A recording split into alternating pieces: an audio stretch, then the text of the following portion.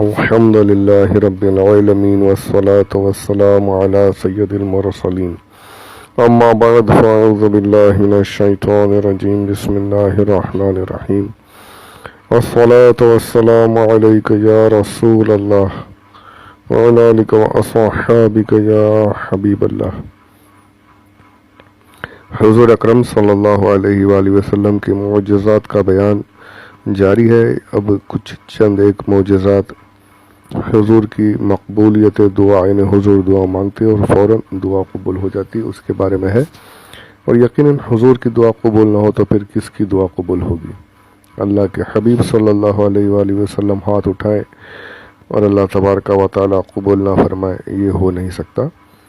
اللہ تبارک و تعالیٰ نے کئی مقامات پر حضور اکرم صلی اللہ علیہ وآلہ وسلم کی دعاؤں کو معجزانہ طور پر قبول فرمایا ہے۔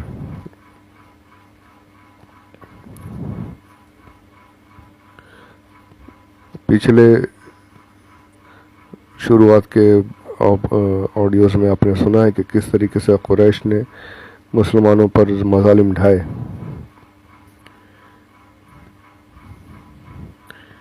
جب یہ حد سے برداشت سے باہر ہو گیا تو حضور اکرم صلی اللہ علیہ وآلہ وسلم نے ان شریروں کی سرکشی کا علاج کرنے کے لیے ان لوگوں کے حق میں قحط کی دعا فرمائی۔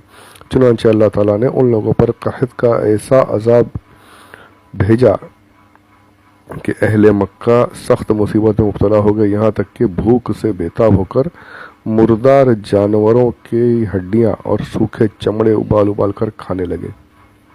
بالآخر اس کے سوا کوئی چارہ نظر نہ آیا کہ رحمت عالم صلی اللہ علیہ وسلم کی بارگاہ رحمت کا دروازہ کھٹکھٹائیں اور ان کے حضور میں اپنی فریاد پیش کریں۔ چنانچہ ابو سفیان اور بڑے جو دوسرے قریش کے بڑے روسا تھے، وہ حضور کی خدمت میں آئے اور کہا کہ تمہاری قوم برباد ہو گئی، خدا سے دعا کرو کہ یہ قحط کا عذاب ٹل جائے۔ آپ صلی اللہ علیہ وآلہ وسلم کو ان لوگوں کی بے قراری اور گریہ وزاری پر رحم آ گیا، چنانچہ آپ نے دعا کے لیے ہاتھ اٹھائے، فوراً ہی آپ کی دعا مقبول ہوئی اور اس قدر زوردار بارش ہوئی کہ سارا عرب سیراب ہو گیا اور اہل مکہ کو قحط کے عذاب سے نجات ملی۔ بخاری شریف کی حدیث ہے۔ ایک مرتبہ حضور صلی اللہ علیہ وآلہ وسلم صحن حرم میں نماز پڑھ رہے تھے کہ کفار قریش کے چند شریروں نے نماز کی حالت میں، آپ سن چکے ہیں، آپ کے مقدس گردن پر اونٹ کی اوجھڑی ڈال دی تھی۔ اس سے آپ بہت سخت رنجیدہ ہوئے اور آپ نے سجدے سے سر اٹھایا تو ان شریروں کا نام لے لے کر یہ دعا فرمائی کہ یا اللہ تو ان سبوں کو اپنی گرفت میں پکڑ لے۔ چنانچہ یہ سب کے سب جنگ بدر میں انتہائی ذلت کے ساتھ قتل ہو کر ہلاک ہو گئے۔ یہ بھی آپ پہلے سن چکے ہیں کہ مدینہ شریف کی ہوا جو تھی، آب و ہوا، وہ سازگار نہیں تھی، لوگ وہاں بیمار ہو جایا کرتے تھے، اس لیے اس کا نام بھی یثرب نام تھا، جو اسی معنی میں آتا ہے کہ بیماری کی جگہ۔ حضور نے اس کا نام بھی بدل دیا اور پھر اس کے لیے دعا بھی فرمائی، تو اللہ تبارک و تعالیٰ نے اس کی آب و ہوا مسلمانوں کے لیے اور وہاں رہنے والوں کے لیے بالکل سازگار کر دی اور سازگار ہی نہیں بلکہ صحت بخش بھی ہو گئی۔ یہ بھی حضور کی دعا کی برکت سے ہوا۔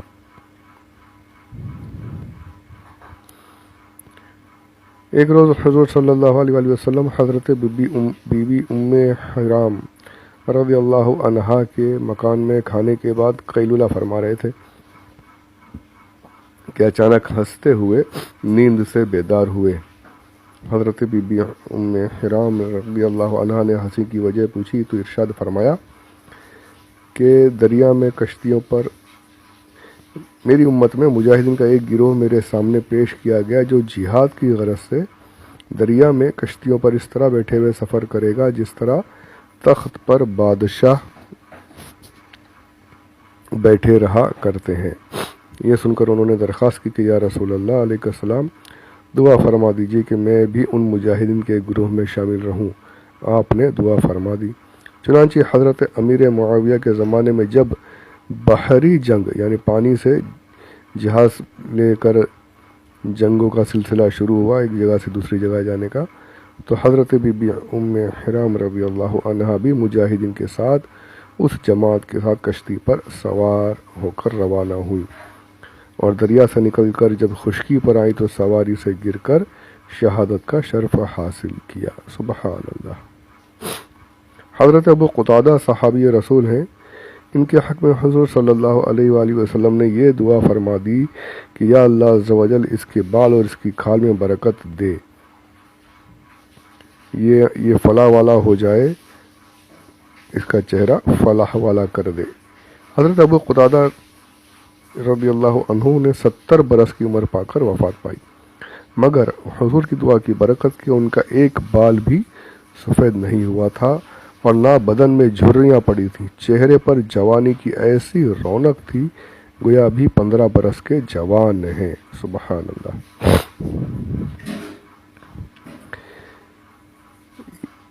ये भी एक बड़ी प्यारी हदीस पाक है, यहाँ भी सरकार की दुआ का वाक़या है, पर इसमें जो हदीस है ये से बिल्कुल दिल के कानों से समात फरमाए। हज़रत अबू तलहा जो हैं, इनकी बीवी हज़रत उम्मे सुलैम रज़ी अल्लाह अन्हा बड़ी ही होशमंद और हुज़ूर अकरम की निहायत ही जानिसार सहाबिया थीं। हज़रत अबू तलहा कहीं सफ़र पर गए हुए थे, इनका बच्चा बीमार हो गया और हज़रत अबू तलहा घर में नहीं थे, बाहर थे। इसी हाल में बच्चे का इंतकाल हो गया। हज़रत उम्मे सुलैम रज़ी अल्लाह अन्हा ने बच्चे को दूसरे कमरे में लिटा दिया, लाश को। जब हज़रत अबू तलहा सफ़र से वापस आए तो आपने बीवी ने जो है कि शौहर भी आए हैं, इनको ज़रूरियात रहेंगी,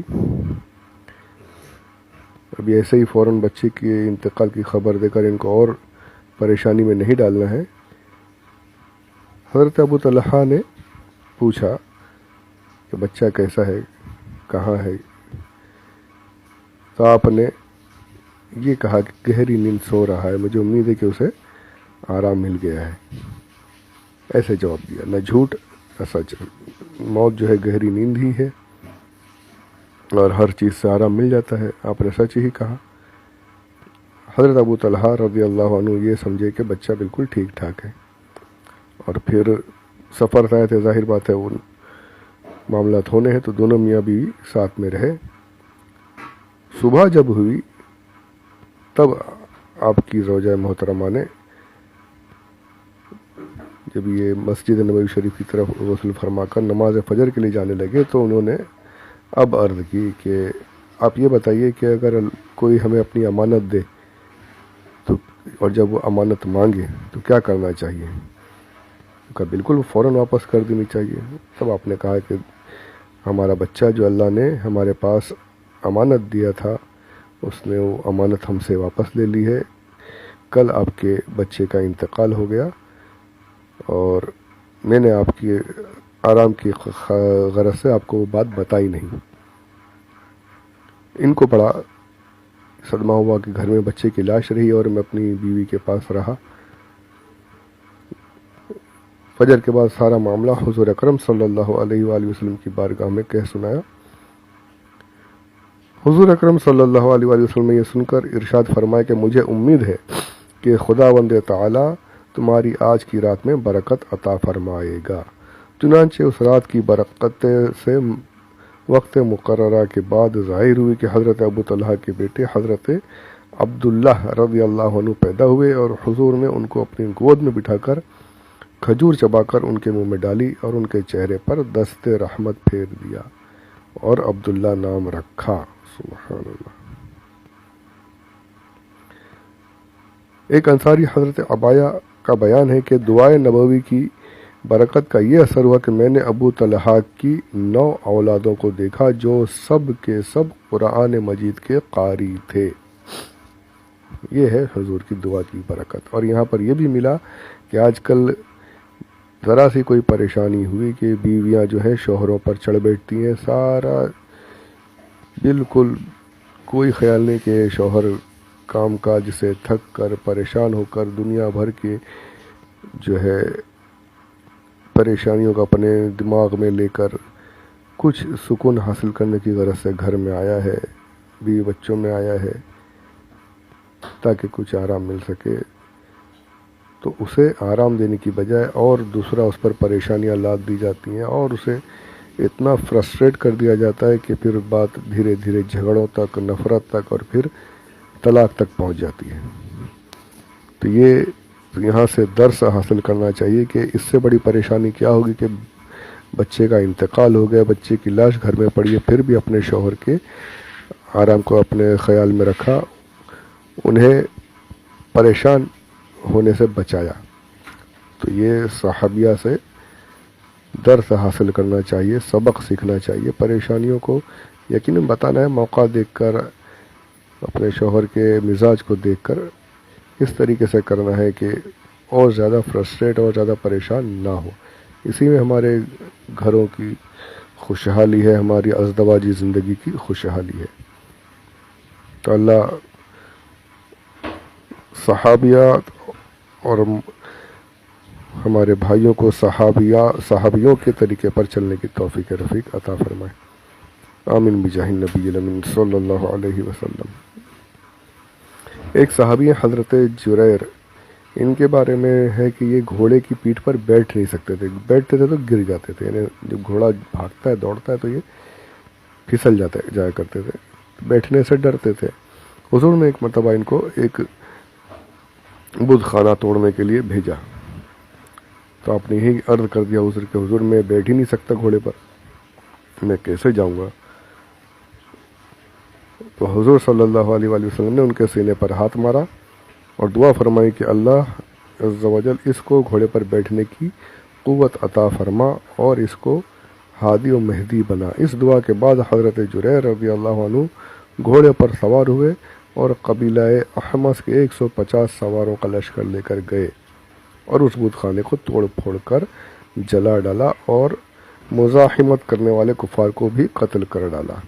جب واپس آئے تو حضور صلی اللہ علیہ وآلہ وسلم نے ان کے لیے اور قبیلہ احمس کے حق میں دعا فرمائی۔ یہ دیکھیے، یہ بھی ایک فطرت کے خلاف بات ہے، انسان جو بیٹھ نہیں پا رہا اور حضور نے دعا کی، فوراً جیسے گھوڑے پر بیٹھنا ان کے لیے آسان ہو گیا۔ ایسے بہت سے واقعات ہیں جو حضور نے دعائیں کی اور دعا فوراً قبول ہو گئی۔ حضرت طفیل دوسی اپنے چند ساتھیوں کے ساتھ بارگاہ اقدس میں حاضر ہوئے اور عرض کیا کہ یا رسول اللہ، قبیلہ دوس نے اسلام کی دعوت قبول کرنے سے انکار کر دیا، لہٰذا آپ اس قبیلے کی ہلاکت کے لیے دعا فرما دیجیے۔ لوگوں نے آپس میں یہ کہنا شروع کر دیا کہ اب آپ کی دعائے ہلاکت سے یہ قبیلہ ہلاک ہو جائے گا، لیکن رحمت عالم نے قبیلہ دوس کے لیے یہ دعا فرمائی کہ الہی تو قبیلہ دوس کو ہدایت دے اور ان کو میرے پاس بھیج دے۔ حضور اکرم صلی اللہ علیہ وسلم کی دعا کی برکت سے پورا وہ قبیلہ مسلمان ہو گیا اور حضور کی خدمت میں حاضر ہوا۔ ایک متکبر حضور کے سامنے بائیں ہاتھ سے یعنی الٹے ہاتھ سے کھانے لگا۔ حضور نے ارشاد فرمایا کہ سیدھے ہاتھ سے کھاؤ، دائیں ہاتھ سے کھاؤ۔ اس نے اکڑ کر کہا، غرور سے کہا، میں دائیں ہاتھ سے نہیں کھا سکتا۔ چنانچہ اس مغرور نے گھمنڈ سے ایسا کہا تھا، اس لیے آپ نے فوراً دعا کی، اللہ کرے ایسا ہی ہو۔ چنانچہ اس کے بعد ایسا ہی ہوا کہ وہ کبھی اپنے سیدھے ہاتھ کو اٹھا کر اپنے منہ تک نہیں لے جا سکا، اس کا بالکل اسی طریقے سے ہو گیا۔ حضور کے سامنے اکڑ دکھایا، وہ گیا۔ سرکار کے سامنے صرف ادب چاہیے، صرف عاجزی و انکساری چاہیے۔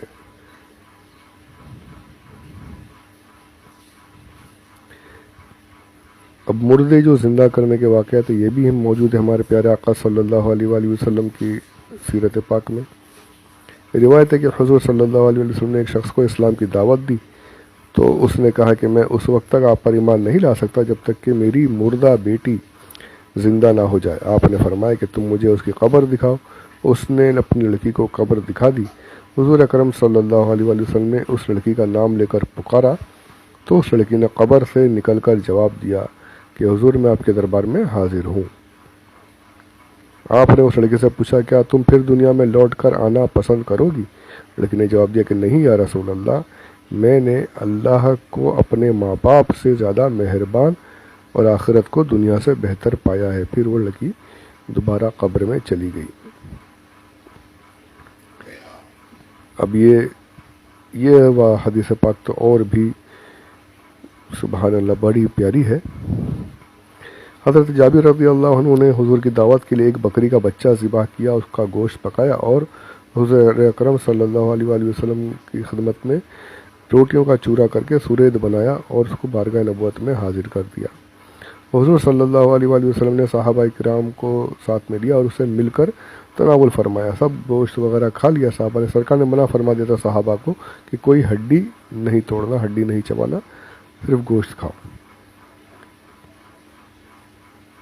جب سب کھا چکے تو حضور نے تمام ہڈیوں کو ایک برتن میں جمع فرمایا اور ان ہڈیوں پر اپنا دست مبارک رکھ کر کچھ کلمات ارشاد فرما دیے تو یہ معجزہ ظاہر ہوا کہ وہ بکری جسے کاٹ کر تمام صحابہ کھا چکے تھے، وہ بکری زندہ ہو کر کھڑی ہو گئی۔ سبحان اللہ، کیا قدرت ہے یہ، کیا میرے آقا کا اختیار ہے کہ جسے کھا لیا گیا ہے وہ بکری کہیں پہ اب نام و نشان نہیں ہے، چمڑا بھی الگ، گوشت بھی ختم، ہڈیاں بچی ہیں، وہ اس کو میرے آقا زندہ فرما دے رہے اللہ کی عطا سے۔ سبحان اللہ سبحان اللہ۔ پھر آپ نے حضرت جابر سے فرمایا، جابر تم اپنی بکری اپنے گھر لے جاؤ۔ جب حضرت جابر رضی اللہ تعالی عنہ اس بکری کو لے کر اپنے مکان میں داخل ہوئے تو ان کی بیوی نے حیران ہو کر پوچھا کہ یہ بکری کہاں سے آ گئی؟ حضرت جابر نے کہا کہ ہم نے اپنی اس بکری کو رسول اللہ صلی اللہ علیہ وسلم کے لیے ذبح کیا تھا، انہوں نے اللہ تعالیٰ سے دعا مانگی تو اللہ تعالیٰ نے اس بکری کو زندہ فرما دیا۔ یہ سن کر ان کی بیوی نے بلند آواز سے کلمہ شہادت پڑھا۔ اس حدیث کو بہت سے محدثین نے ذکر فرمایا ہے۔ کتاب العجائب والغرائب میں بھی اس حدیث کو نقل کیا گیا ہے۔ مواہب الدنیا زرقانی شریف میں بھی یہ حدیث موجود ہے۔ تو یہ چیپٹر بھی اب یہاں پر اس کتاب میں ختم ہوا۔ آگے جو ہے دوسرے معجزات رہیں گے، وہ انشاءاللہ اگلے آڈیو میں سماعت کریں گے۔ اللہ تبارک و تعالی حضور اکرم صلی اللہ علیہ وآلہ وسلم کی برکت سے ہماری زندگی کو بھی خوشیوں سے بھر دے، خوشیوں سے لبریز فرما دے، تمام تکلیفوں کو، پریشانیوں کو مولا عز و جل دور فرمائے، آپس میں محبت کے ساتھ رہنے کی توفیق عطا فرمائے، مسلمانوں کے حال پر اللہ رحم فرمائے۔ آمین بجاہ النبی الامین صلی اللہ علیہ وآلہ وسلم۔ وما علینا الا البلاغ المبین۔